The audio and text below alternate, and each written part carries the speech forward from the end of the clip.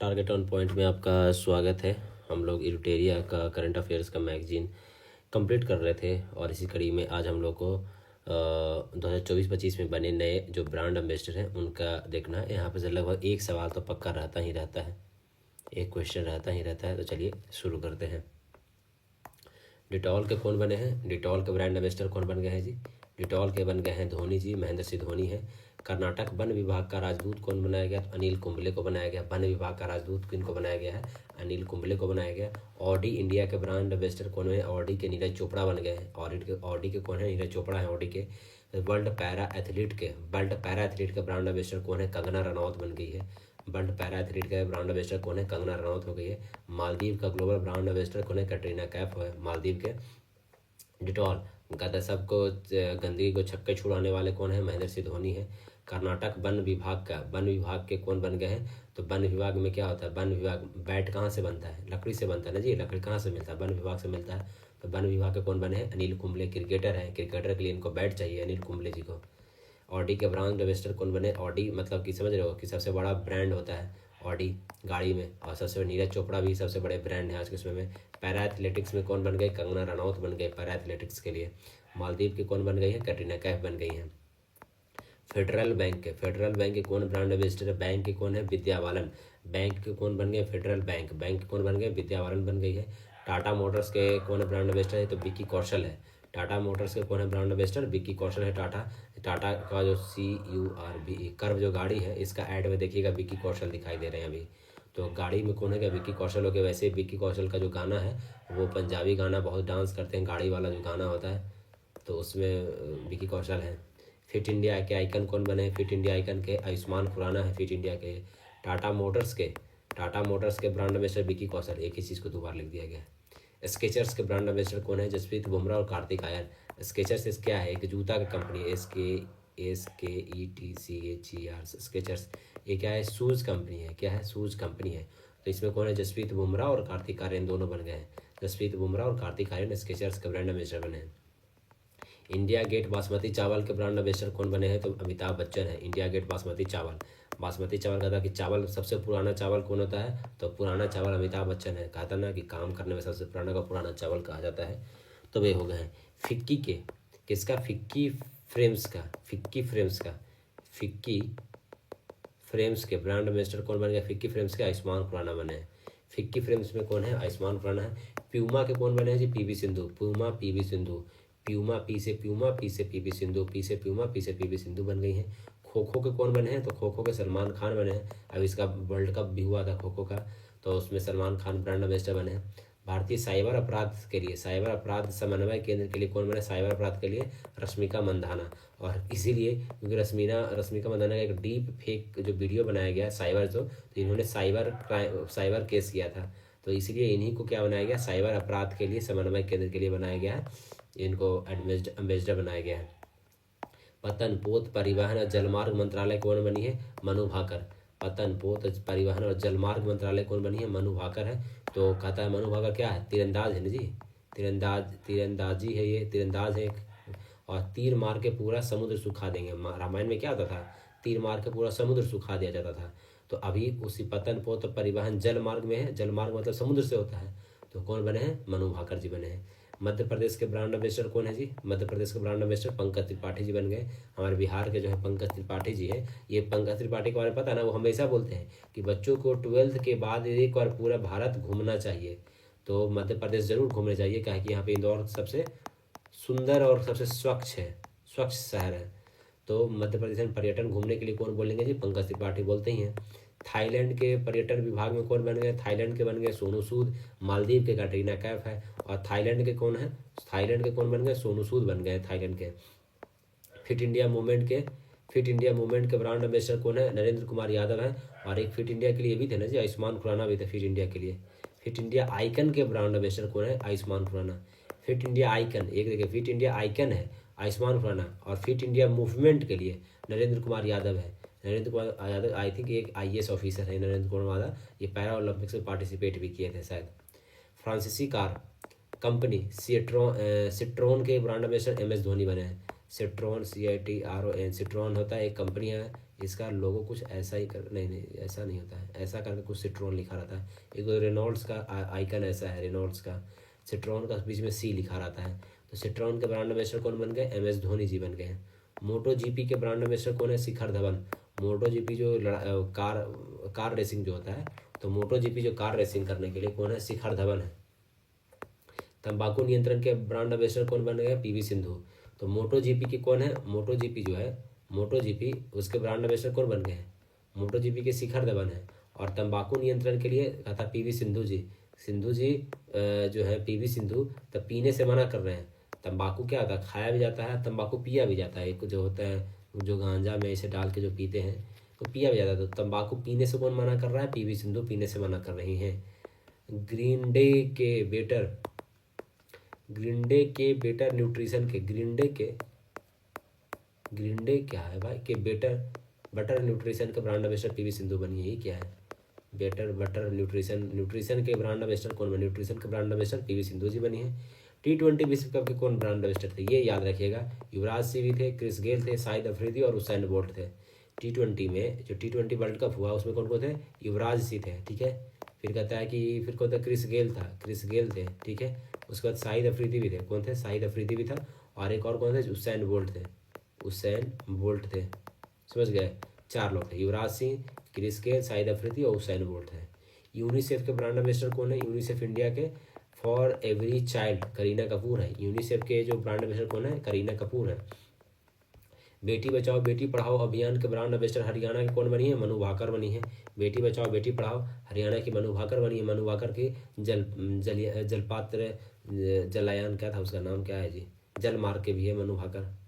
Bisleri की brand ambassador, पहली वैश्विक ब्रांड एम्बेसडर कौन बनी? दीपिका पादुकोण। तो बता, बिस्लेरी की पहली वैश्विक ब्रांड एम्बेसडर है। बिस्लेरी की पहली वैश्विक ब्रांड एम्बेसडर कौन बने? बिस्लेरी के बन गए दीपिका पादुकोण बन गई हैं बिस्लेरी के।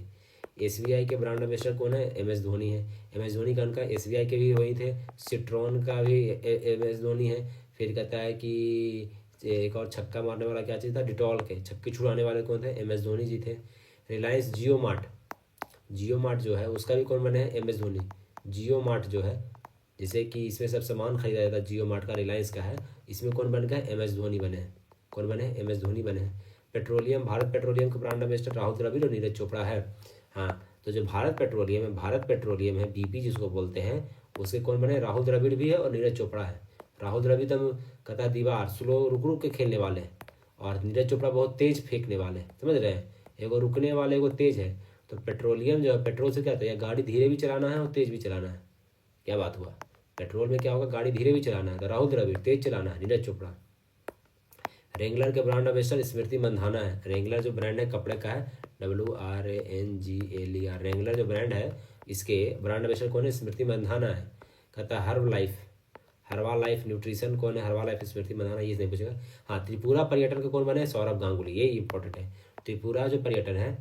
त्रिपुरा पर्यटन है, इसके ब्रांड एम्बेसडर कौन बने हैं? सौरभ गांगुली बने हैं। पंजाब नेशनल बैंक के कौन है? जी? विराट कोहली है। PNB के हैं कौन है? विराट कोहली। PNB के कौन है? विराट कोहली है। अब भारतीय वन्यजीव ट्रस्ट के ब्रांड एम्बेसडर, वन्यजीव ट्रस्ट के हैं दिया मिर्जा। वन्यजीव, ये दिया मिर्जा है, बहुत ही वो है, जानवर को लेकर इनको बहुत प्यार रहता है, तो इनको वन्यजीव ट्रस्ट के ब्रांड एम्बेसडर बना दिया गया है। चलिए एक और फटाफट तेजी में रिवीजन करते हैं फटाफट। डिटॉल के MS धोनी है। कर्नाटक वन विभाग अनिल कुंबले हैं। ऑडी इंडिया नीरज चोपड़ा है। पैरा एथलीट कौन है? कंगना रनौत है। मालदीव के कैटरीना कैफ है। फेडरल बैंक में विद्या बालन जी हैं। टाटा मोटर्स के brand ambassador Tata Motors Vicky Kaushal है। Fit India icon Ayushmann Khurrana है, ये तो विकी कौशल है। स्केचर्स के कौन है? तो स्केचर्स के जसप्रीत बुमराह और कार्तिक आर्यन हो गया। बासमती चावल के हैं अमिताभ बच्चन जी। फिक्की फ्रेम्स में कौन है? आयुष्मान खुराना है। प्यूमा के कौन है? PV सिंधु है। खो खो के सलमान खान है। भारतीय साइबर अपराध रश्मिका मंधाना है। जलमार्ग में कौन है? तो मनु भाकर है। पर्यटन विभाग मध्य प्रदेश के पर्यटन कौन है? पंकज त्रिपाठी है। थाईलैंड में कौन है? सोनू सूद है। फिट इंडिया मूवमेंट को है नरेंद्र कुमार यादव जी हैं। फ्रांसीसी कार का था सिएट्रॉन के कौन है? MS धोनी है। सिएट्रॉन कहाँ की है? फ्रांस की कार है। सिएट्रॉन कहाँ की कार है? फ्रांस की है। मोटो जीपी शिखर धवन है, तंबाकू नियंत्रण के लिए पीवी सिंधु है, ग्रेनेड न्यूट्रिशन के लिए भी पीवी सिंधु है, T20 विश्व कप में युवराज सिंह हो गए, क्रिस गेल हो गए, शाहिद अफरीदी हो गया, उसैन बोल्ट हो गए। यूनिसेफ इंडिया के कौन है, यूनिसेफ के लिए कौन है, करीना कपूर है। बेटी बचाओ बेटी पढ़ाओ मनु भाकर हरियाणा के लिए है। बिस्लेरी की दीपिका पादुकोण है। SBI के MS धोनी है। रिलायंस जियो मार्ट भी MS धोनी है। भारत पेट्रोलियम में कौन है, तो राहुल द्रविड़ है, नीरज चोपड़ा है। रेंगलर के कौन है, स्मृति मंधाना है। त्रिपुरा के कौन है, सौरभ गांगुली है।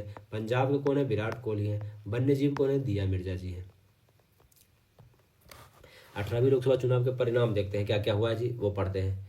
तो कहता है 18वीं लोकसभा चुनाव की घोषणा 16 मार्च को किया गया था, 16 मार्च 2024 को। इसके साथ ही आचार संहिता लागू हो गया। तो घोषणा कब हुआ था जी, 16 मार्च को।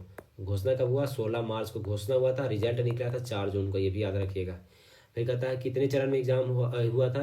कहता है 18वीं लोकसभा का चुनाव 19 अप्रैल से 1 जून तक 7 चरणों में हुआ था। कितने चरणों में, 7 चरण में हुआ था। और नतीजे 4 जून को घोषित किए गए थे। तो ये कहता है कि स्पष्ट बहुमत नहीं हुआ था, ठीक है। याद देखिए 16 मार्च हुआ था को घोषणा, 19 अप्रैल से इलेक्शन हुआ, फिर 1 जून तक इलेक्शन चला, 4 जून को रिजल्ट आया, 7 चरण में हुआ था। समझ गए, 16 मार्च, 19 अप्रैल, 1 जून, 4 जून, 7 चरण। तो बीजेपी को कितनी मिली थी जी, बीजेपी को 240 सीट मिला है और वोट 36.5% मिला है। वोट का परसेंट कितना है, तो 36.5%। समझ रहे हैं कि अगर इस तरीके से देगा तो 36% जो 36.5% है, इतना लोग ही बीजेपी को सपोर्ट कर रहा है।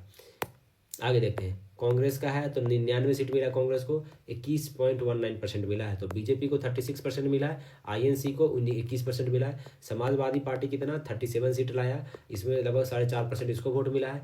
AITC को 29 सीट आया है और ये 4.37% मिला है। DMK को 22 सीट मिला है, ये 1.8% हुआ है। फिर कहता है कि JDP को 16% में 16 सीट मिला है और जदयू बिहार के जो है उसको 12 सीट मिला है 1.25% के साथ। और अपना LJP जो था उसको 5 सीट मिला है। कुल मतदाता कितना रहा है, 65.79% रहा, ये याद रखिएगा।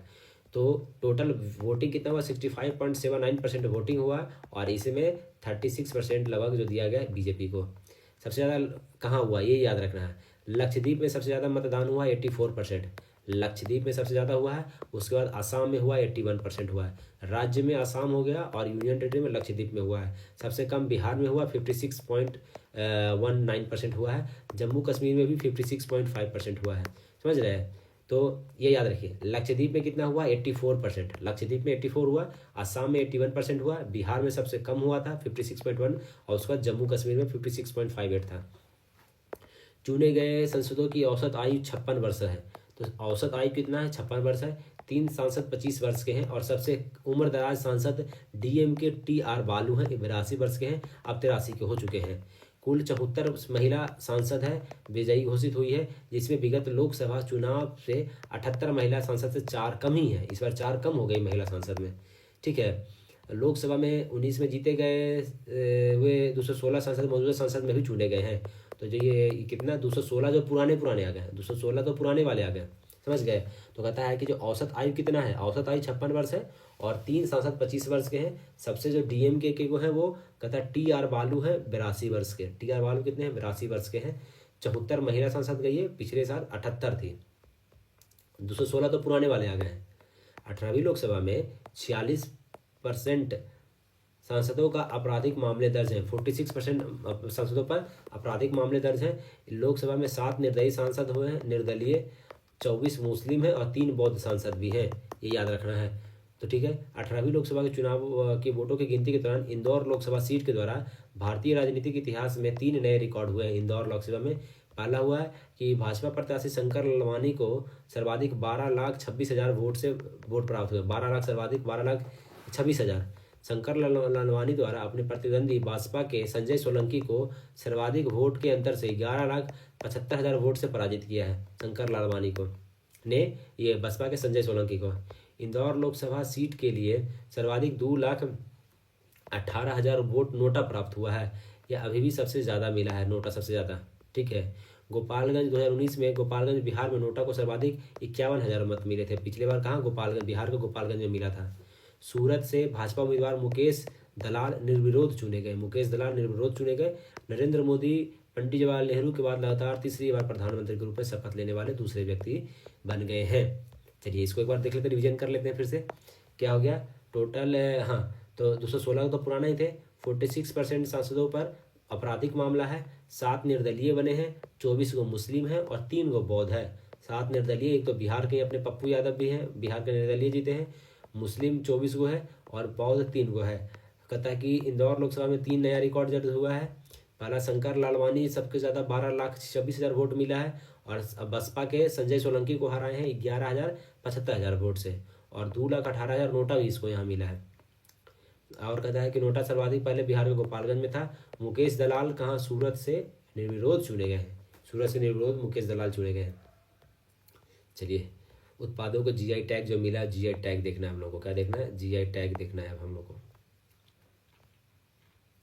बहुत तेजी तेजी बोलते हैं जी भैया, हम मुँह दर्द कर जाता है।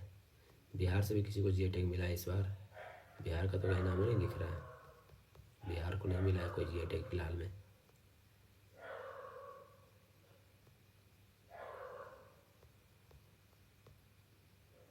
खेल है फिर पद्म पुरस्कार है।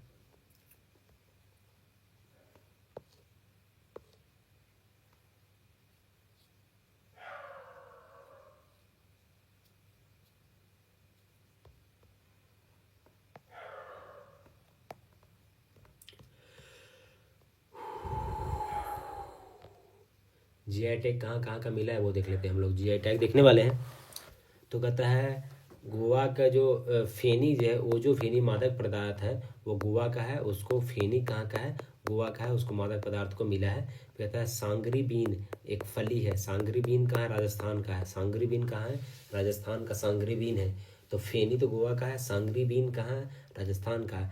कन्नडैप्पा आदिवासी हस्तकला है। कन्नडैप्पा जो है वो केरल का है, ये आदिवासी हस्तकला है। कन्नडैप्पा जो है केरल का तो है, ये क्या है? ये हस्तकला है। कहता है हैंड, हाथ का बनाया हुआ वो है। रिंडिया सिल्क और खांसी हैंडलूम मेघालय को मिला गया है। तो गारो खांसी जयंतिया है, तो गारो खांसी जयंतिया तो खांसी हैंडलूम हो गया। और गारो खांसी जयंतिया रिंडिया सिल्क कहाँ का है? तो वो मेघालय का है। बनारसी शहनाई हो गया और बनारसी तबला हो गया। शहनाई और तबला बनारसी उत्तर प्रदेश का है, तो बच्ची की है। नोलेन गुण संदेश मिठाई है। नोलेन गुण संदेश कहाँ है? पश्चिम बंगाल का नोलेन गुण संदेश है। कहता है कुंभकोनम पान के पत्ते और थोबलई फूलमाला तमिलनाडु का है। तो ये कहाँ का है? कुंभकोनम पान के पत्ते, पान का पत्ता है। एगो बनारसी पान तो वो तो यहाँ का है, उत्तर प्रदेश का है। ये कुंभकोनम पान के पत्ता है और थोबलाई फूल माला है। तो तमिलनाडु का क्या है? कुंभकोनम पान के पत्ते और थोबलाई फूल माला कहाँ है? तमिलनाडु का है। वारंगल चपाता मिर्च, टमाटर मिर्च जिसको कहता है वारंगल चपाता मिर्च या टमाटर मिर्च है, वो कहाँ का है?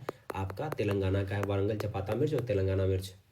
सौदागरी ब्लॉक प्रिंट कहाँ? गुजरात का है। ब्लॉक प्रिंट, तो ब्लॉक प्रिंट समझ रहे हैं ना। ओजोन फेनी गोवा का, सांगरी बीन राजस्थान का। ठीक है, एक बार उसे रिपीट कर लेंगे। ठीक है, तो ये क्या क्या सौदागरी जो ब्लॉक प्रिंट है वो गुजरात का है। कपड़े पे पेंटिंग का था, उसको प्रिंट करने में तो गुजरात में कपड़ा बहुत होता है ना, अहमदाबाद में, इसीलिए। आसाम में तो बहुत कुछ मिला भाई।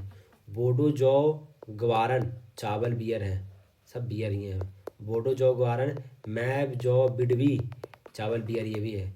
बोडो जौ ग्वारन मैड जौ बिजवी, बोडो जौ गीसी, बोडो नफाम, बोडो ओखला, बोडो क्वाखा, बोडो नाजी, बोडो और नई, ये सब बोडो जो है सब आसाम का मिला है। लेकिन इसमें ये पूछेगा कि ज्वारन क्या है? चावल बियर है। मिडवी चावल बियर है। नफाम क्या है? खाद्य पदार्थ है। वडला खाद्य पदार्थ है। ओरोनाई क्या है? तो पारंपरिक वस्त्र है। बोडो ओरोनाई जो है वो पारंपरिक वस्त्र है। तो आसाम का तो बहुत कुछ मिल गया है जी, देख रहे हैं सब। बोडो से जो शुरू हो रहा है वो आसाम का ही है। मैब जौ बिडवी तो मतलब आसाम से बहुत ज़्यादा मिला है। और एक पारंपरिक वस्त्र का नाम क्या है? अरनोई नाम है। कहता है शामली जिले के गुण, तो कहता है कि शामली जिले के गुण कहाँ के है? उत्तर प्रदेश का है। शामली जिले के गुण कहाँ है? उत्तर प्रदेश का है। कहता है अंबाजी वाइट मार्बल और अजरख प्रिंट कच्छ में, गुजरात का है। तो अंबाजी वाइट मार्बल जो है वो गुजरात का है। गुजरात में कच्छ में उजला उजला होता है ना जमीन, है ना, वो कच्छ में क्या होता है? उजला जमीन होता है एकदम। तो वो वाइट मार्बल कहाँ पे है? तो गुजरात का है। और अजरख कच्छ प्रिंट जो है वो गुजरात का प्रिंट वाला चीज़ है। महाराष्ट्र का क्या है? मिराज शहर के सितार और तानपुरा। मिराज शहर के सितार और तानपुरा कहाँ का है? महाराष्ट्र का है। इसका तबला और शहनाई था, तबला और शहनाई था उत्तर प्रदेश का। और ये क्या हो गया? सितार और तानपुरा महाराष्ट्र का हो गया। कठिया गेहूँ बुंदेलखंड का उत्तर प्रदेश में है। कठिया गेहूँ कहाँ है? बुंदेलखंड उत्तर प्रदेश में। तिरंगा बर्फी वाराणसी का है। और ढलुआ मूर्ति धातु शिल्प वाराणसी का है। तो होता है कठिया गेहूँ, कठिया गेहूँ बुंदेलखंड उत्तर प्रदेश में। खटिया गेहूँ बुंदेलखंड उत्तर प्रदेश में। तिरंगा बर्फी वाराणसी का है। और ढलुआ मूर्ति धातु शिल्प वाराणसी का है। ढलुआ मूर्ति धातु शिल्प का है, वाराणसी का है। गोंड पेंटिंग कहाँ है? तो मध्य प्रदेश होगा गोंड। रतलाम रियावान लहसुन कहाँ का है? तो भी मध्य प्रदेश का है। रतलाम रियावन लहसुन कहाँ का है? मध्य प्रदेश का है। नरसापुर क्रोशिया लेंस शिल्प, नरसापुर क्रोशिया लेंस शिल्प कहाँ का है? ये आंध्र प्रदेश का है। नरसापुर क्रोशिया लेंस शिल्प कहाँ का है? आंध्र प्रदेश का है। नरसापुर क्रोशिया लेंस शिल्प आंध्र प्रदेश का है। माजुली मास्क हो गया, मुखौटा या माजुली पांडुलिपि कहाँ है? आसाम में है। माजुली मास्क और माजुली पांडुलिपि पेंटिंग कहाँ है? आसाम का है। माता बारी पेड़ा त्रिपुरा। रिंगनाई पचरा टेक्सटाइल कहाँ है? पचरा टेक्सटाइल त्रिपुरा। और रीसा आदिवासी पोशाक भी है, वो भी त्रिपुरा में है। समझ गए? तो माताबारी पेड़ा कहाँ है? माताबारी पेड़ा कहाँ है? त्रिपुरा का है। रिंगनाई पचरा टेक्सटाइल कहाँ है? त्रिपुरा का है, पचरा टेक्सटाइल। और रीसा आदिवासी जो पोशाक है वो भी त्रिपुरा का है। एगो आदिवासी पोशाक आसाम का भी दिया गया था। कहता है चांदी तारकाशी या सिल्वर फिलिग्री, चांदी तारकाशी या सिल्वर फिलिग्री कहाँ का है? उड़ीसा का है। चांदी तारकाशी और सिल्वर फिलिग्री। फिर सांझी क्राफ्ट मथुरा का है, उत्तर प्रदेश। सांझी क्राफ्ट। लौंग लता और लाल पेड़ा उत्तर प्रदेश में। लौंग लता लाल पेड़ा हो गया बनारसी पान हो गया। तिरंगा बर्फी हो गया। ढलुआ मूर्ति शिल्प हो गया, सब यूपी का हो गया। कच्छी खारेक खजूर, कच्छी खारेक खजूर कहाँ? गुजरात का है। हनुमानगढ़ी बेसन लड्डू उत्तर प्रदेश का। हनुमानगढ़ी का बेसन लड्डू कहाँ? उत्तर प्रदेश का है। चलिए एक बार फटाक से इसको रिवीजन मारते हैं। फेनी कहाँ का है? गोवा का है। सांगरी बीन राजस्थान का है। कनडियप्पा आदिवासी हस्तकला है, केरल का है। रिंडिया सिल्क और खांसी हैंडलूम मेघालय का है। बनारसी शाही और तबला कहाँ? यूपी का है। नोलेन गुड़ संदेश कहाँ है? पश्चिम बंगाल का है। कुंभकोर्ण पान के पत्ते हो गया तमिलनाडु। और थाबे फुलबाई थोबलई फूल माला कहाँ है? तमिलनाडु का है। वारंगल चपाता मिर्च और टमाटर मिर्च, मिर्च कहाँ है? मिर्च तेल में छनना है। वारंगल चपाता मिर्च हो गया, टमाटर मिर्च, मिर्च कहाँ? तेल में छनेगा। समझ गए? फिर सौदागी ब्लॉक प्रिंट कहाँ है? गुजरात का है। फिर कहता बोडो जौ ग्वारन मैब जौ बिडवी जौ गिसी, बोडो नाम से जो भी आएगा सब कहाँ है? आसाम का है। और वो बोडो अरनोई हुए है, वो वस्त्र है, अरुनोई। फिर कहता शामली जिले के गुण, गुण कहाँ के है? उत्तर प्रदेश का है। अंबाजी वाइट मार्बल कहाँ का है? गुजरात का है।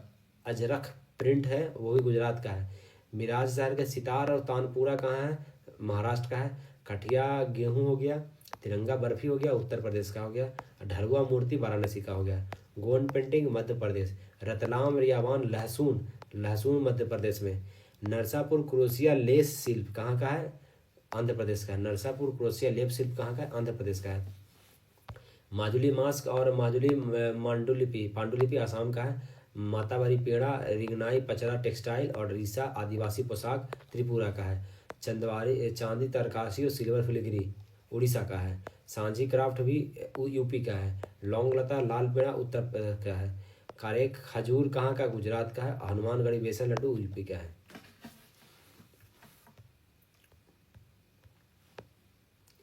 आगामी लक्ष्य देखना है भैया, कहाँ का क्या लक्ष्य है हमारा। एक मिनट रुकिए जरा सा, मुंह दर्द कर गया।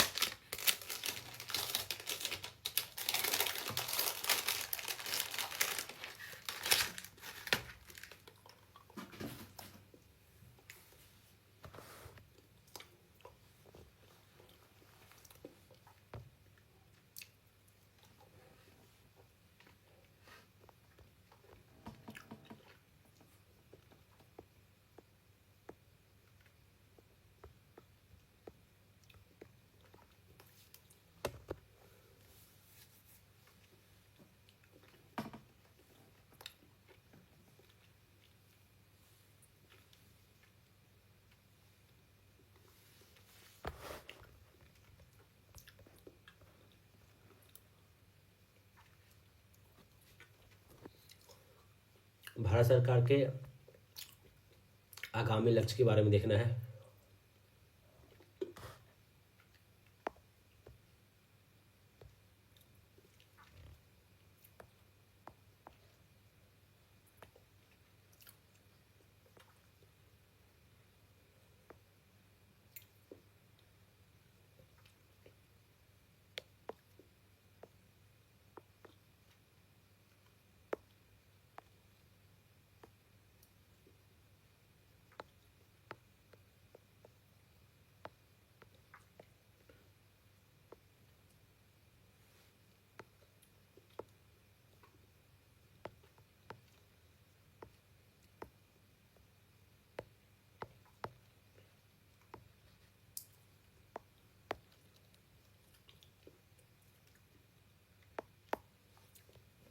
चलिए शुरू करते हैं। तो हमारा आगामी लक्ष्य क्या क्या है वो देखना है, समझ गए। तो बोल रहा है कि यूरिया हम लोग मंगाना बंद कर देंगे। अभी यूरिया हम लोग बाहर से मंगाते हैं, तो उसको बंद करने का लक्ष्य रखा गया इसी साल 2025 में हम लोग यूरिया मंगाना बंद कर देंगे। यूरिया को मंगाना 2025 में। देखो इस तरह की याद करो कि 2025 में क्या क्या करेंगे। यूरिया बनाना बंद कर देंगे। पशुधन में फूट और माउथ रोग एवं ब्रुसेलोसिस रोग पर नियंत्रण किया जाएगा। कहता है कि यूरिया बनाएंगे और जो रोग हो रहा है, फूट और माउथ रोग हो रहा है पशु में, उसको 2025 में बंद करेंगे। और रोग को ख़त्म करने का जो रखा है वो 2030 रखा रहेगा, लेकिन रोकने हम 25 में रोक देंगे। ऑप्टिकल फाइबर बिछा देंगे सब गाँव में 2025 में। टीबी गाँव में टीबी मुक्त कर देना है, तो कहता है 2025 में। पेट्रोल में इथेनॉल को 20% मिश्रित करने का लक्ष्य भी रखा गया 2025 में। तो 25 में 5 लक्ष्य रखा गया, समझ लीजिए। पहला है यूरिया बंद करना है, पशु को कोई बीमारी नहीं होने देंगे। इस तरीके से याद रखिए कि पहला क्या है, यूरिया को बंद करना है। 2025 में क्या क्या काम करना है, तो 25 का जो काम है सब गांव से रिलेटेड है, ये याद रखिए। कैसे ट्रिक है वो समझिए। तो गांव में कहता है खेतों के लिए यूरिया बंद करेंगे। गांव में जानवरों का जो जानवर है उसका रोग है उसको रोक लगाएंगे, ख़त्म करेंगे। कब ख़त्म तो होगा रोग जो है वो 2030 में ख़त्म होगा, लेकिन गाँव में ये लगा देंगे। गाँव में क्या हो रहा है कि हम ऑप्टिकल फाइबर भी पहुँचा देंगे इसी साल। सब 2025 में गाँव का रिलेटेड है। गांव में लोगों को टीबी होता है तो गांव में टीबी रोग मुक्त कर देंगे।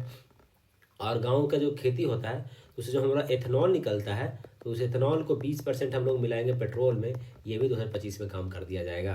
तो गांव से रिलेटेड जो भी काम है सब हम लोग 2025 में ख़त्म कर देंगे। यूरिया आयात हो जाएगा 25 में। पशु में फूट माउथ रोग 25 में। ऑप्टिकल फाइबर 25 में। टीबी मुक्त बनाएंगे 25 में। एथेनॉल 20% 25 में। 26 में क्या है, नक्सलवाद समाप्त करना होगा। नक्सलवाद जो है वो 26 मार्च 2026 तक रखा गया है। देखो तो नक्सलवाद कहाँ सबसे ज़्यादा है पता है, छत्तीसगढ़ में सबसे ज़्यादा भी है। अभी देखा जाए इंडिया में तो छत्तीसगढ़ में 26 में इसको हटा दिया जाएगा। छत्तीसगढ़ से 26 में इसको हटा दिया जाएगा मार्च 2026 में। कब, मार्च 2026 में। 26 में छत्तीसगढ़ से नक्सलवाद खत्म हो जाएगा। तो नक्सलवाद सबसे ज़्यादा कहाँ है, छत्तीसगढ़ में है, और 26 में इसको ख़त्म कर देना है। भारत को $1 ट्रिलियन का डिजिटल अर्थव्यवस्था बनाना। डिजिटल अर्थव्यवस्था बनाना 2027-28 में रखा गया है। कहता है $1 ट्रिलियन का डिजिटल अर्थव्यवस्था बनाना है। क्या चीज़, डिजिटल अर्थव्यवस्था की बात हो रहा है। डिजिटल अर्थव्यवस्था कब बनाएंगे, 2027-28 में हम लोग $1 ट्रिलियन का डिजिटल अर्थव्यवस्था बना लेंगे। तो डिजिटल बनाने अभी 2027-28 की बात हो रहा है, 27-28 की बात हो रहा है। चंद्रयान 4 कब लॉन्च होगा जी, चंद्रयान 4 लॉन्च होगा 2028 में, ये याद रखिएगा। चंद्रयान 4 कब अब लॉन्च होगा, तो 2028 में होगा। कहीं कहीं पे हमको एक जगह 2027 भी देखा था, पढ़ने को मिला था, लेकिन 2027 नहीं होगा बल्कि 2028 में ही होगा, ये याद रखिएगा। 300 मीट्रिक टन इस्पात क्षमता हासिल करने का लक्ष्य 300 मीट्रिक टन कब हो जाएगा, 2030 में। 300 मीट्रिक टन 2030 में हो जाएगा। 100 मीट्रिक टन कोयला गैसीकरण प्राप्त करने का है 2030 में। तो कहता है इस्पात की बात कर रहा है तो 30 में भी होगा 300 मीट्रिक टन, और 100 मीट्रिक टन कोयला भी है गैसीकरण, वो भी 2030 में ही है। 500 गीगावाट अक्षय ऊर्जा प्राप्त करने का जो लक्ष्य है, अक्षय ऊर्जा, वो भी 2030 में है। 280 गीगावाट सौर ऊर्जा प्राप्त करने का लक्ष्य है, वो भी 2030 में है। कपड़ा निर्यात को 3 गुना बढ़ाने का लक्ष्य भी 2030 में है। 2030 में बहुत लक्ष्य रख दिए हैं जी हम लोग। देखिए 2030 में क्या क्या है, चंद्रयान का तो बड़ा पता चल गया ना, चंद्रयान 2028 में होने वाला है, ये तो क्लियर हो गया। आता है 300 मीट्रिक टन इस्पात क्षमता। इस्पात कितना, देखिए सब 300, 100, 500, 280 ऐसा जो है सब 2030 का है। 300 मीट्रिक टन कब होगा? 2030 में। 100 मीट्रिक टन कोयला गैसीकरण प्राप्त करने का कितना? 100 मीट्रिक टन 2030 में। 500 गीगावाट अक्षय ऊर्जा प्राप्त करने का, 500 गीगावाट अक्षय ऊर्जा प्राप्त करने का लक्ष्य रखा 2030 में, 500 गीगावाट। अच्छा, सवाल उल्टा भी दे सकता है, पूछेगा कि 2030 तक कितना गीगावाट अक्षय ऊर्जा प्राप्त करने का लक्ष्य है? 100, 200, 400, 500। तो अगर वो अक्षय ऊर्जा की बात करेगा तो 500, इस्पात 300, कोयला 100, सौर ऊर्जा 280, सौर ऊर्जा 280 है। कपड़ा निर्यात को 3 गुना बढ़ाना है। कपड़ा निर्यात को कितना बढ़ाना है? 3 गुना 2030 में। 3 गुना कपड़ा जो भेज रहे हैं उसको 3 गुना कब तक करना है? 2030 में। 3 गुना 2030 में। कहता है कुल कार्बन उत्सर्जन में 1 अरब टन की कमी करना है 2030 तक। एक तो कार्बन न्यूट्रलिटी तो 2070 तो ही होगा, कहीं पर नीचे लिखा होगा 2070 का। देखो नेट जीरो या शून्य कार्बन का करने का लक्ष्य 2070 तो ही है, लेकिन इसमें बोल रहा है 1 अरब टन की कमी करना है उत्सर्जन में। कार्बन उत्सर्जन में 1 अरब टन की कमी कब होगा? 2030 में हो जाएगा 1 अरब टन की कमी। 1 अरब टन 2030 में। कुल वाहनों में 30% इलेक्ट्रिक वाहन 2030 में, 30% इलेक्ट्रिक वाहन 2030 में हो जाएगा। कहता है भारत को पूर्ण रूप से मलेरिया उन्मूलन, मलेरिया को खत्म कर देना है 2030 में। मलेरिया खत्म कर देना है 2030 में। HIV एड्स को भी खत्म कर देना है 2030 में। रेलवे को नेट जीरो कार्बन इमिशन या ग्रीन रेलवे बनाने का जो लक्ष्य है 2030 में। रेलवे को, भारतीय रेलवे को नेट जीरो कार्बन एमिशन या ग्रीन रेलवे बनाने का 2030 हो गया। समझ गए? 30 वाला इतना कहानी देख लिए, एक बार फिर से 30 पढ़ लेते हैं। 300 मीट्रिक टन 30 में, 100 मीट्रिक टन कोयला 30 में, 500 गीगावाट अक्षय ऊर्जा 30 में, 280 गीगावाट सौर ऊर्जा 30 में, कपड़ा निर्यात को 3 गुना 30 में, कार्बन उत्सर्जन में 1 अरब टन की कमी 2030 में, 30% इलेक्ट्रिक वाहन 30 में, मलेरिया और HIV को खत्म करा जाएगा 30 में, रेलवे का नेट जीरो या ग्रीन रेलवे बनाने का 30 में। 35 में एक ही वो है, 35 में अपना अंतरिक्ष स्टेशन स्थापना करने का जो है 2035 का लक्ष्य है, एक ही है। अंतरिक्ष स्टेशन स्थापना करने का लक्ष्य 2035 है। चंद्रमा पर अंतरिक्ष उतारने का लक्ष्य क्या है? 2040 है। चंद्रमा पर जो जाएगा आदमी होगा तो 2040 में जाएगा। कब जाएगा? चंद्रमा पर आदमी है, आदमी कब जाएगा? आदमी जाएगा 2040 में चंद्रमा पर। कब जाएगा? 2040 में जाएगा, 2040 में चंद्रमा पर चल जाएगा। तेलंगाना सरकार ने अपने राज्य की अर्थव्यवस्था को 3 ट्रिलियन बनाने का रखा है। $3 ट्रिलियन का 2047 में रखा गया है। $3 ट्रिलियन तो अभी हमारा इंडिया का हुआ है। $3 ट्रिलियन नहीं, 3 से 4 ट्रिलियन हो गया है। समझ गया है? तो ये बोल रहा है कि हम अपने राज्य का ही बना देंगे। तेलंगाना सरकार $3 ट्रिलियन कब तक रखा है? 2047 तक। ठीक है। भारत की परमाणु ऊर्जा क्षमता को 1 लाख मेगावाट तक बढ़ाने का लक्ष्य रखा गया है 2047 में। 2047 तो ठीक ही आपको पता होना चाहिए ये क्या क्या है। 2047 बहुत इंपॉर्टेंट है। विकसित भारत 2047 है। तो 2047 में क्या क्या हो गया? तो पहला कि तेलंगाना सरकार बोल दिया कि हम अपनी अर्थव्यवस्था को 3 ट्रिलियन बना देंगे 2047 में। परमाणु ऊर्जा को 1 लाख मेगाटन बनाने का भी लक्ष्य रखा गया 2047 में। विकसित भारत बनाने का लक्ष्य 2047 में। कहता है हाइड्रोफ्लोरोकार्बन के उपयोग को 80% तक कम करने का लक्ष्य है। HFC हो गया। तो हाइड्रोफ्लोरोकार्बन जो HFC है उसको 80% तक कम करना है। कब? 2047 में। 80% तक कम करने का लक्ष्य रखा गया। कहता HFC को 80% करना के लिए लक्ष्य रखा गया 2047 में। हाँ, भारत को ऊर्जा स्वतंत्र या आत्मनिर्भर, बहुत ज़्यादा लाइट आ रहा है। भारत को ऊर्जा स्वतंत्र या आत्मनिर्भर बनाने का लक्ष्य कब रखा गया? 2047 में। ऊर्जा स्वतंत्र हो गया या आत्मनिर्भर बनाने का जो रखा गया 2047 में। पोत निर्माण में आत्मनिर्भरता भी 2047 में होगा, तब तो ऊर्जा स्वतंत्र ऊर्जा होगा। मुंबई शहर को शून्य कार्बन 2050 में। मुंबई शहर को शून्य कार्बन बनाया जाएगा 2050 में। और भारत का नेट जीरो तो 2070 है ये है। तो भारत का नेट जीरो 2070, मुंबई का कितना नेट जीरो 2050, और रेलवे का जो था 2030 था ना जी। रेलवे वाला नहीं, रेलवे वाला कहाँ गया जी?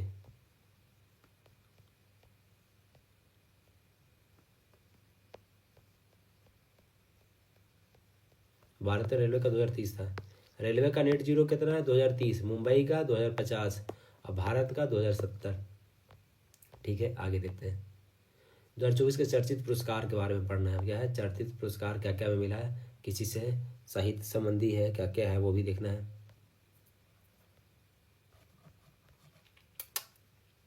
राष्ट्रीय खेल पुरस्कार भी देखना है, पद्म पुरस्कार भी देखना है। चलिए साहित्य पुरस्कार के बारे में देखते हैं पहले। तो कहता है साहित्य अकादमी बाल पुरस्कार। बाल साहित्य किसको दिया गया, बच्चा लोग में किसको दिया, पहले बाल साहित्य देख लेते हैं। तो कहता है हिंदी के लिए मिला सुशील शुक्ल को मिला है। कहता है लघु कथाएं 1/12 है। लघु कथाएं का नाम क्या है, 1/12। तो जो बच्चा है वो बच्चा बहुत सुशील है, तो सुशील शुक्ल जो बच्चा है, शुक्ला जी का जो बच्चा है वो सुशील है, उसको साहित्य पुरस्कार दिया गया है। और अन्य तथ्य क्या है, कहता बाल साहित्य पुरस्कार 24 भाषा में दिया जाता है। तो बाल साहित्य पुरस्कार कितने भाषा में दिया जाता है, 24 भाषा में दिया है। ऐसे तो 8वीं सूची में 22 ही भाषा है, लेकिन जो बाल साहित्य पुरस्कार है वो कितने भाषा में दिया जाता है, 24 में दिया जाता है। आगे चलिए आगे देखते हैं। साहित्य अकादमी युवा पुरस्कार की बात होता है, तो युवा में कौन है, पार्वती तिर्की। फिर उगना, कविता संग्रह का नाम क्या है, फिर उगना। तो जो कहता है बच्चा कौन है, सुशील शुक्ल हो गया। फिर कहता है युवा पुरस्कार किसको मिला हिंदी में, पार्वती तिर्की को। पार्वती जी युवा पुरस्कार किसको मिला, पार्वती तिर्की को मिला है। और ये 23 भाषा में दिया जाता है। ये कितने भाषा में दिया जाता है, 23 भाषा में। बच्चा को एक भाषा ज़्यादा है, 24 भाषा। युवा को कितना है, 23 भाषा में दिया गया है। ठीक है। साहित्य अकादमी 2024 का देख लेते हैं, 23 क्यों देखें, 24 देख लेते हैं। ठीक है, साहित्य अकादमी पुरस्कार 2024 का देखते हैं। कहता है कि हिंदी भाषा में किसको, गगन गिल को दिया गया है। और 23 में दिया था संजीव को दिया गया था। तो 24 में किसको दिया है, गगन गिल को। कविता का संग्रह जब तक आई बाहर, तो गगन गिल को हिंदी भाषा के लिए मिला है। गगन गिल को हिंदी भाषा के लिए मिला है। मैथिली भाषा के लिए किसको मिला है, महेंद्र मंगालिया। मैथिली के लिए कौन मिला, महेंद्र मंगालिया को मिला है।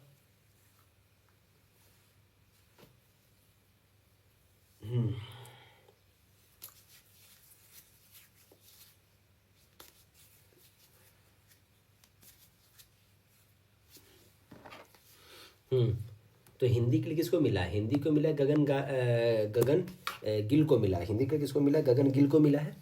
मैथिली के लिए महेंद्र मंगालिया को मिला है। इनका प्रबंध संग्रह, निबंध क्या नाम था, प्रबंध संग्रह।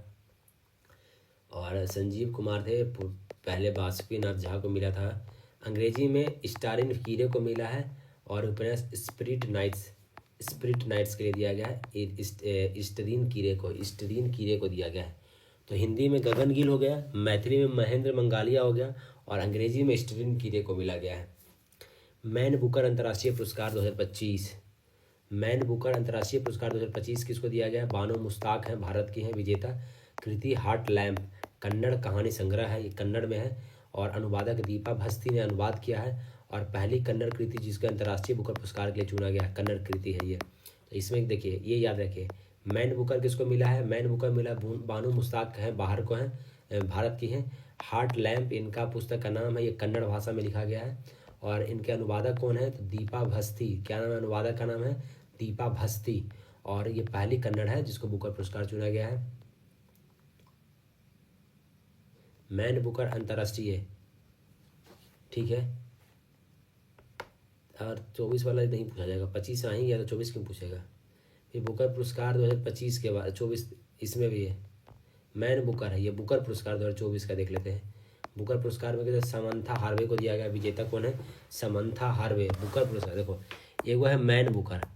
तो मैन बुकर में किसको मिला है, मैन बुकर में मिला है बानो मुश्ताक को। एक बुकर पुरस्कार 2024 है, उसको समंथा हार्वे को मिला है। और यह कृति क्या है, ऑर्बिटल। इनका कृति का नाम क्या है, ऑर्बिटल। समंथा हार्वे ने ऑर्बिटल लिखा है बुकर पुरस्कार के लिए।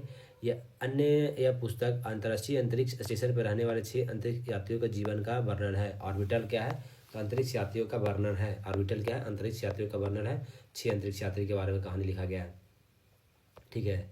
फिर जेसीबी साहित्य पुरस्कार 2024 उपमन्यु चटर्जी को दिया गया है। Lorenzo searches for the morning of life, Lorenzo searches for the morning of the life है। जेसीबी साहित्य पुरस्कार 2024 दिया गया उपमन्यु चटर्जी को, समझ गए। तो इसमें देखिए ये सबको देख लेते हैं। तो साहित्य अकादमी किसको दिया गया है, बाल पुरस्कार किसको दिया है, सुशील शुक्ल को दिया गया है। और इसमें 24 भाषा में दिया जाता है। युवा पुरस्कार पार्वती तिर्की को दिया गया है, 23 भाषा में दिया जाता है। साहित्य अकादमी पुरस्कार गगन गिल है हिंदी के लिए, मैथिली के लिए महेंद्र मंगालिया जी हैं, और अंग्रेजी के लिए स्टरीन कीरे जी हैं। ये कहता है कि पुस्तक गगन गिल मैथिली के लिए कहता है प्रवाह निबंध हो गया, जब तक मैं आई बाहर हो गया, और स्पिरिट नाइट्स हो गए। मैन बुकर बानो मुश्ताक को दिए गए। हार्टलैम्प कन्नड़ भाषा में लिखा गया है। दीपा हस्ती ने इसको ट्रांसलेट किया है। नॉर्मल बुकर पुरस्कार समंथा हार्वे को है और ऑर्बिटर कहानी के लिए दिया गया है। जेसीबी उपमन्यु चटर्जी के द्वारा है। लॉरेंजो सर्ची of the morning of the life के लिए दिया गया है। सरस्वती सम्मान 2024 का 34वां सम्मान है। सरस्वती कितने नंबर का है? 34वां है। महेंद्र महामहोपाध्याय साधु भदेंद्र नाथ को दिया गया है। और कृति स्वामी नारायण सिद्धांत सुधा के लिए, संस्कृत पुस्तक है, स्वामी नारायण सिद्धांत सुधा के लिए दिया है। तो सरस्वती सम्मान किसको दिया गया है इस बार? तो सरस्वती सम्मान दिया गया है महामहोपाध्याय साधु भदेंद्र दास को।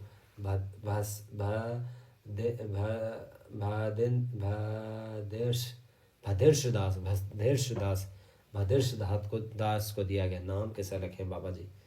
तो सरस्वती सम्मान दिया गया है भदेश दास को। 34वां सम्मान दिया गया है, ठीक है।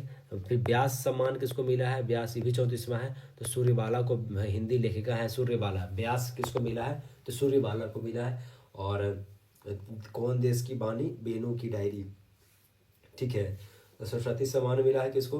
भदेंद्र दास को। व्यास मिला है सूर्यबाला को। ज्ञानपीठ पुरस्कार जो है विनोद कुमार शुक्ला को दिया गया। ज्ञानपीठ पुरस्कार 59वां नंबर का है, किसको दिया गया है? विनोद कुमार शुक्ला को दिया गया है। पिलित्जर पुरस्कार है, वास्तुकला में होता है, वो लियू जियाकुन। पिलित्जर जो होता है वास्तुकला के लिए लियू जियाकुन को दिया गया, चीन का है। और वो पुलित्जर जो होता है वो पत्रकारिता में देता है, वॉशिंगटन पोस्ट है। The news breaking news report श्रेणी के लिए, द वॉल जनरल है, नेशनल रिपोर्टिंग श्रेणी में दिया गया। पुलित्जर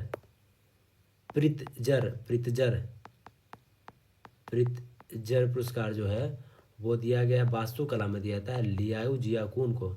अब पुलित्जर तो कौन है? पत्रकारिता के लिए। तो याद कैसे रखिएगा कि पत्रकारिता करते करते आपका पुलिस भी आपको नहीं मार सकता है। तो पुलित्जर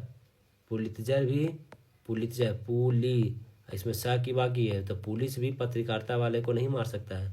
जहाँ पे पुलित्जर पुरस्कार आया तो पत्रकारिता की बात हो जाता है। तो पुलित्जर पुरस्कार किसका बात होता है? पत्रकारिता की बात होता है। और वॉशिंगटन पोस्ट को ब्रेकिंग न्यूज रिपोर्टर श्रेणी में दिया गया है, वॉशिंगटन पोस्ट को। और द वॉल जनरल है नेशनल रिपोर्टिंग के लिए। तो नेशनल रिपोर्टिंग में दिया गया द वॉल जनरल को लिए, और ब्रेकिंग में वॉशिंगटन को, और नेशनल रिपोर्टिंग में द वॉल जनरल को। समझ गए? अब पिलित्जर में तो लिया जिकुन तो है ही। ज्ञानपीठ पुरस्कार कितने नंबर का है? 59वां नंबर है, विनोद कुमार शुक्ल थे। व्यास सम्मान सूर्यबाला जी हैं, 34वां नंबर है। सरस्वती सम्मान भदेश दास को दिया गया। अन्य साहित्यिक पुरस्कार तथा इंदिरा गांधी शांति निरस्तीकरण और विकास पुरस्कार 2024 हेतु चिली की पूर्व राष्ट्रपति बेरेनिका मिशेल बेचेलेट जेरिया को चुना गया है। इन्हें लैंगिक समानता और कमजोर आबादी के अधिकारों की वकालत हेतु दिया गया है। तो कहता है इंदिरा गांधी शांति पुरस्कार जो है वो दिया गया चिली की देखो, इंदिरा गांधी शांति की बात कर रहा है, वो किसको दिया? चिली की पूर्व राष्ट्रपति बेरीना मिशेल बेचेलेट जेरिया चिली की है। जेरिया कहाँ की? चिली की है। उनको इंदिरा गांधी शांति निरस्तीकरण और विकास पुरस्कार दिया गया 2024 का, लैंगिक समानता के लिए और कमजोर आबादी के अधिकारों की वकालत की है। यूएसए ने क्या है? अल्पसंख्यक उत्थान के लिए doctor Martin Luther King junior global peace award Narendra Modi को उससे सम्मानित किया है, मोदी जी को दिया है। तो होता है कि जो doctor Martin Luther King junior global peace award Modi ji को दिया है। कौन दिया है? अमेरिका वाले ने दिया है, अल्पसंख्यक उत्थान के लिए। तो अल्पसंख्यक उत्थान के लिए अमेरिका ने डॉक्टर मार्टिन लूथर किंग जो है वो दिया, मोदी जी को दिया है। केरल के कोझिकोड में आयोजित एक समारोह में प्रसिद्ध लेखिका सारा जोसेफ को मातृभूमि साहित्य पुरस्कार से सम्मानित किया गया है। तो मातृभूमि जो है वो किसको दिया गया? सारा जोसेफ को दिया गया, केरल के कोझिकोड में। तो मातृभूमि जो साहित्य पुरस्कार है वो किसको दिया? सारा जोसेफ को दिया गया है, जो केरल के कोझिकोड में जो आयोजन किया गया था। चित्रकला में बेहतर योगदान के लिए मध्य प्रदेश सरकार ने कालिदास सम्मान रघुपति भट्ट को दिया है।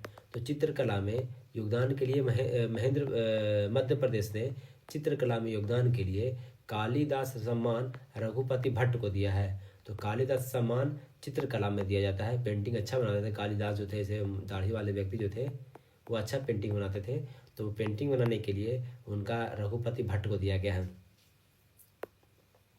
सितंबर 24 में सिंगापुर में नानियाज टेक्नोलॉजी यूनिवर्सिटी में भारतीय मूल के प्रख्याता प्रशांति राम को अंग्रेजी भाषा में लिखी गई लघु कथा 9 यार्ड सिटीज के लिए सिंगापुर का साहित्य पुरस्कार दिया गया है। समझ रहे हैं?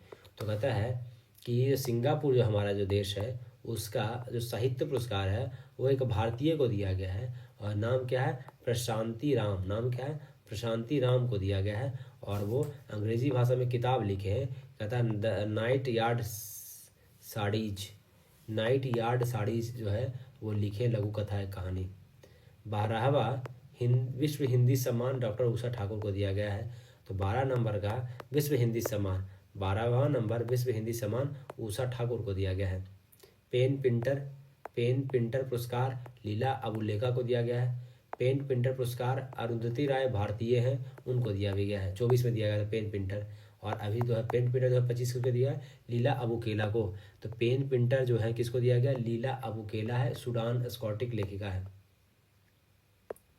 कन्नड़ कवयित्री ममता जी सागर को विश्व लेखक संगठन द्वारा साहित्य में उनको योगदान के लिए विश्व साहित्य पुरस्कार से सम्मानित किया है। तो होता है कि विश्व साहित्य पुरस्कार से सम्मानित किसको किया गया है? ममता जी सागर, ये कन्नड़ कवयित्री हैं। ममता जी सागर क्या है? कन्नड़ कवयित्री हैं, उनको विश्व साहित्य पुरस्कार से सम्मानित किया गया है। रस्किन बॉन्ड के साहित्यिक संगठन द्वारा सर्वोच्च सम्मान साहित्य अकादमी फेलोशिप अवार्ड से सम्मानित किया गया है। तो रस्किन बॉन्ड को कहता है साहित्यिक संगठन द्वारा जाने वाला सर्वोच्च सम्मान साहित्य अकादमी फेलोशिप से क्या है? साहित्य अकादमी फेलोशिप किसको दिया गया? रस्किन बॉन्ड को दिया गया। समझ गए?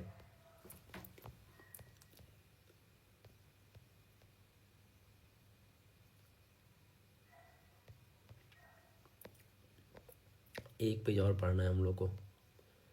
राष्ट्रीय खेल और पद्म पुरस्कार तो कम से कम ये देख लिया जाएगा। एक पेज और, कम से कम 4 पेज का टारगेट लेके चल रहे हैं, 4 पेज करके ख़त्म करना होगा हम लोग को। और अभी हम लोग कितना करना है वो देखते हैं।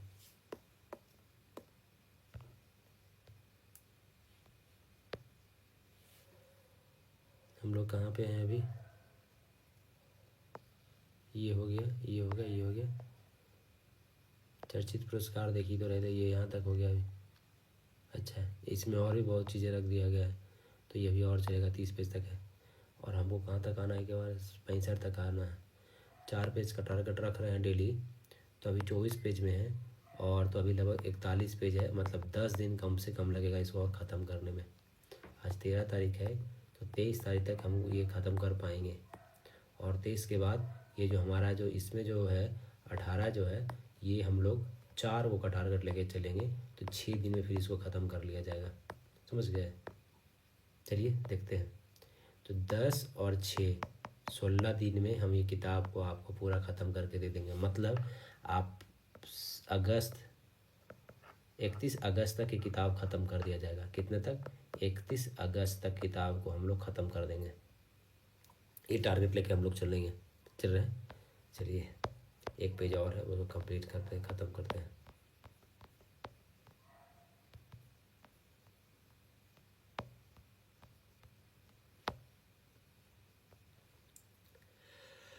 राष्ट्रीय खेल पुरस्कार से देखिए 2024 में दिया गया राष्ट्रीय खेल पुरस्कार। 2024 में क्या दिया गया? राष्ट्रीय खेल पुरस्कार दिया गया, उसके बारे में पढ़ते हैं।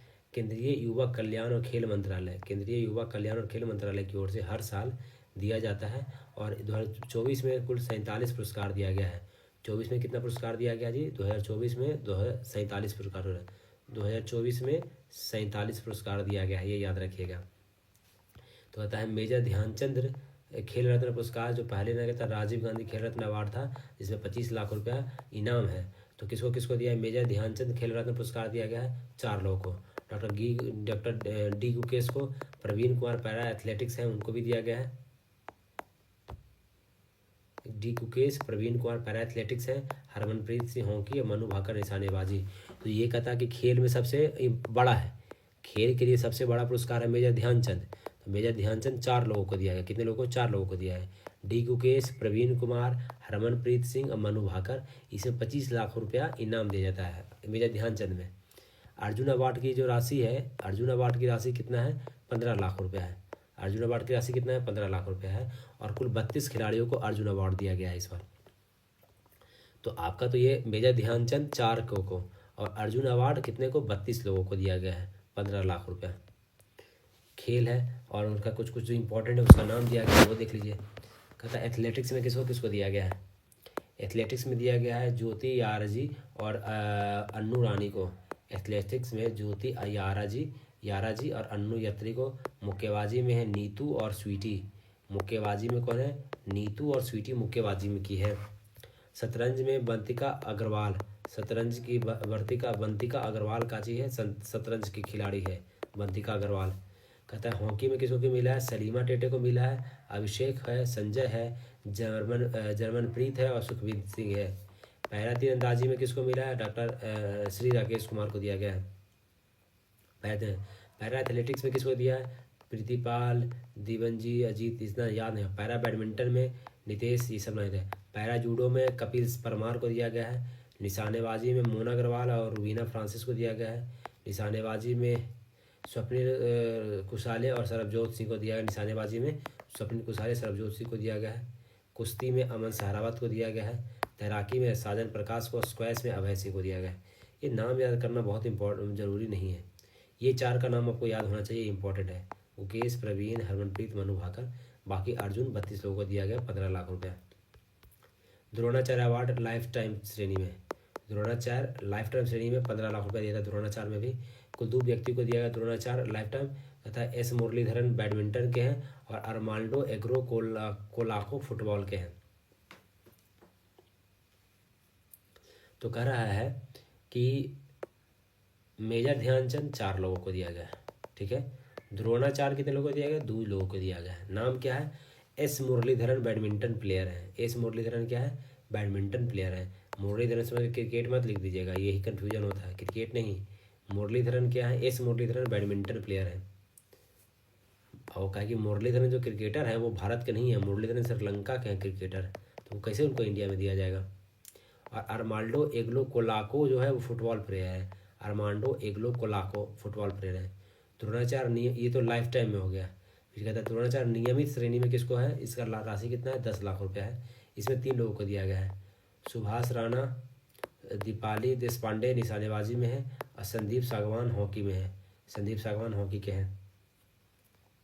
अर्जुन पुरस्कार में जो 32 लोगों को दिया गया है उसमें लाइफ टाइम श्रेणी में 2 लोगों को पुरस्कार किया गया है, श्री सुच्चा सिंह को और मुरली कांत राजा राम पेटकर पैरा तैराकी है, ये याद रखिएगा। हाँ, इन पर मूवी बनी थी तो अभी बहुत ये थे। तो कहता है श्री मुरली कांत राजा राम पेटकर जो थे वो पैरा तैराकी थे, इनको अर्जुन पुरस्कार का लाइफ टाइम अचीवमेंट श्रेणी में दिया गया है, श्री मुरली कांत राजा राम पेटकर। मौलाना अब्दुल कलाम आज़ाद ट्रॉफी जो है वो कुल तीन विश्वविद्यालय को चुना गया है।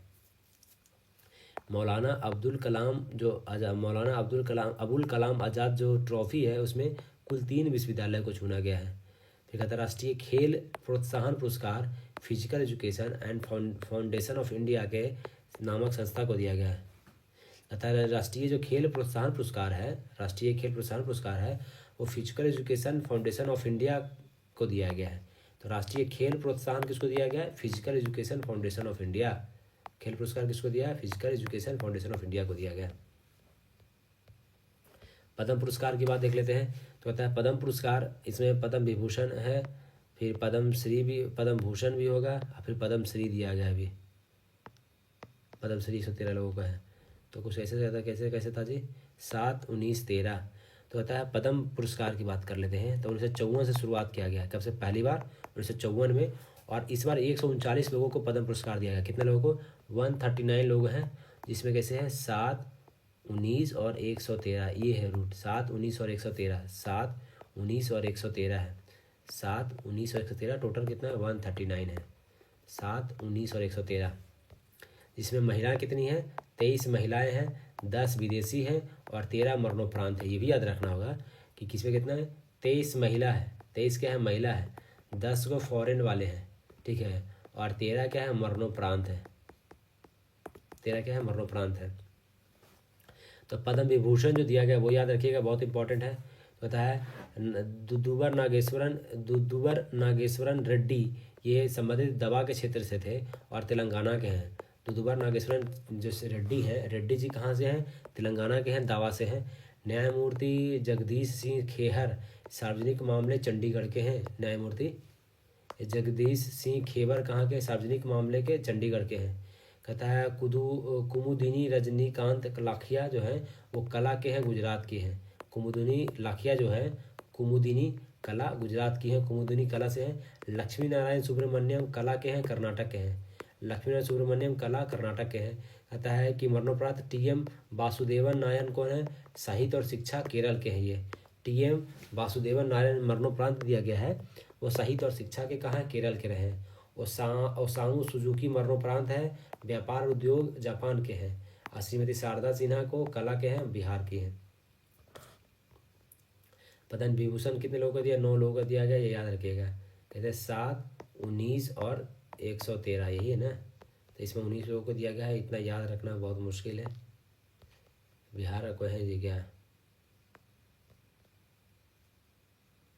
पी.आर. श्रीजेश को क्या दिया गया, खेल में, केरल के हैं ये।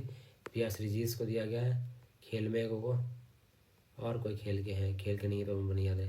सुशील कुमार मोदी बिहार के हैं, मरणोपरांत सार्वजनिक मामले में बिहार के हैं ये। सुशील कुमार मोदी को क्या दिया गया, पद्म भूषण दिया गया सुशील कुमार मोदी को, मरणोपरांत बिहार के। और बिहार के किन्हीं को दिया गया है क्या, बिहार वाले थोड़ा देख लीजिएगा, बिहार में उन्हें किन्हीं को दिया गया। 113 लोगों को पद्मश्री से सम्मानित किया गया है।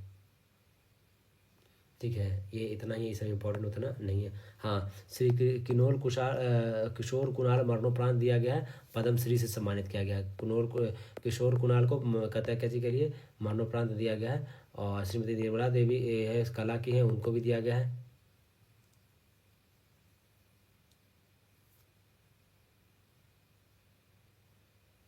चलिए इतना देख लिए हैं।